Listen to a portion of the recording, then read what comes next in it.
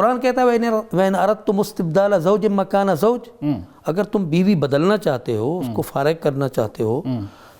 اور تم نے ان کو ڈھیروں مال دیا ہے، صحیح، لیکن اب اس کو تم فارغ کر رہے ہو، فَلَا تَأْخُذُوا مِنْهُ شَيْئًا، اس مال میں سے کچھ بھی تمہیں واپس نہیں لینا، واپس نہیں لینا۔ بالکل ٹھیک۔ مفتی صاحب یہ بتائیے کہ شادی کے موقع پہ جو زیور ڈالا جاتا ہے بیوی کو، اکثر لوگ پوچھتے ہیں کہ کیا میاں وہ واپس لے سکتا ہے؟ کیونکہ اکثر وہ لے لیتے ہیں تو بیویوں کو یہ شکایت ہوتی ہے، تو اس پہ ذرا کوئی اسلامی جو نقطہ نظر ہے وہ واضح فرما دیجیے۔ جی، بسم اللہ الرحمن الرحیم۔ سر، مہر مرد پر لازم ہے، ٹھیک، قرآن کہتا ہے وَآتُوا النِّسَاءَ صَدُقَاتِهِنَّ نِحْلَةً، بالکل، ان کو ان کا حق مہر خوش دلی سے ادا کرو، بالکل صحیح، اس میں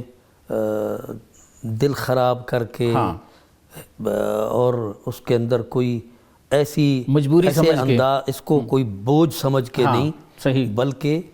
یہ تمہاری مردانگی اور تمہاری غیرت اور تمہارے اس کا تقاضا یہ ہے کہ آپ ان کو خوش دلی سے وہ ادا کریں۔ بالکل صحیح، حتیٰ کہ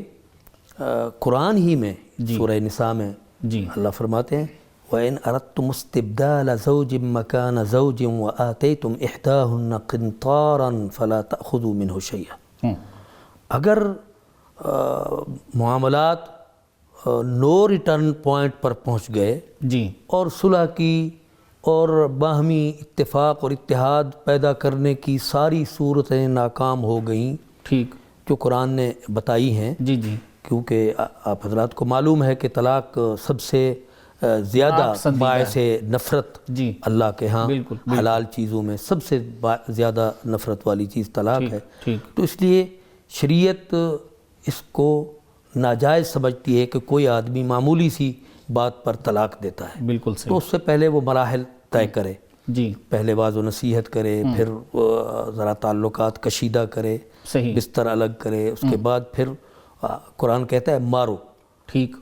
قرآن نے مطلقاً کہا، اللہ کے نبی نے اس کی تشریح فرمائی کہ ضرباً غیر مبرح، واہ، ایسی مار جو نشان نہ ڈالے، بالکل صحیح، زخم نہ لگائے، اس سے کوئی ہڈی نہ ٹوٹے، اس سے خون نہ نکلے، صرف علامتی مار جس سے اس کو احساس ہو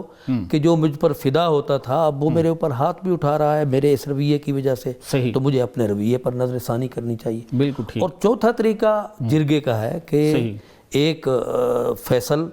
بڑا بوڑھا سمجھدار صلح پسند خاوند کی طرف سے ہو، ایک اس کی طرف سے ہو، ٹھیک، تو یہ بیٹھیں، مل بیٹھ کے جی، سر جوڑیں اور ان کے معاملات کو دیکھ کر اس میں صلح کی کوشش کریں۔ ٹھیک ہو گیا، اگر ان چار مراحل کو عبور کرنے کے بعد بھی جی، کوئی صورت نہیں بنتی، صحیح، پھر بھی شریعت کا تقاضا یہ ہے کہ تم عقل کے اعتبار سے بھی زیادہ ہو، جسمانی طاقت کے اعتبار سے بھی تم زیادہ ہو، صحیح، تو تم اس کا مظاہرہ کرو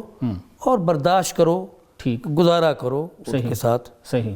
وہ صنف نازک ہیں، ان کا عقل بھی کم ہے، ان کی قوت بھی کم ہے، ٹھیک، لیکن اگر ان مراحل کے عبور کرنے کے بعد کوئی آدمی طلاق دیتا ہے تو اب اس کے لیے جائز ہے، اس پر کوئی مواخذہ نہیں ہے طلاق دینے کی وجہ سے۔ ٹھیک، تو قرآن کہتا ہے وَإِنْ أَرَدْتُمُ اسْتِبْدَالَ زَوْجٍ مَكَانَ زَوْجٍ، اگر تم بیوی بدلنا چاہتے ہو، اس کو فارغ کرنا چاہتے ہو، اور تم نے ان کو ڈھیروں مال دیا ہے، صحیح، لیکن اب اس کو تم فارغ کر رہے ہو، فَلَا تَأْخُذُوا مِنْهُ شَيْئًا، اس مال میں سے کچھ بھی تمہیں واپس نہیں لینا، واپس نہیں لینا، بالکل ٹھیک، اور یہ حق مہر ہے تو پھر تو اس میں ذرا برابر بھی دوسری کوئی بات نہیں۔ بالکل صحیح، اور اگر وہ کہتا ہے میں نے ویسے ہی دیے تھے گفٹ کے طور پر، مہر اس کے علاوہ تھا، صحیح، تب بھی ایک صاحب مروت اور ایک شریف اور معزز انسان